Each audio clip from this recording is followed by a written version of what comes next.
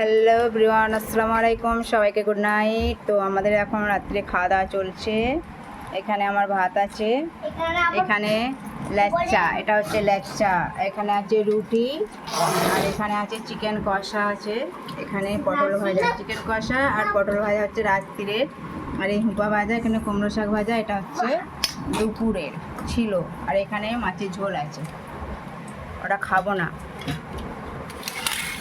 আর এখানে আছে টমেটো, পেঁয়াজ, কাঁচা লঙ্কা, লবণ দিয়ে ছানা ভর্তা। না, এটা স্যালাড বলে না, এটাকে আমি টমেটো, পেঁয়াজ, কাঁচা লঙ্কা দিয়ে এটা খেতে ভালোবাসি। আমাদের আব্বুজি বানিয়ে দিয়েছে। ল্যাচ্চা খাও। হ্যাঁ, তো সামাদ এখন লাচ্চা খাচ্ছে। এই দেখুন কেমন হয়েছে, ভালো হয়েছে। সবাই ভালো থাকবেন। এই বাবা ওটা বলে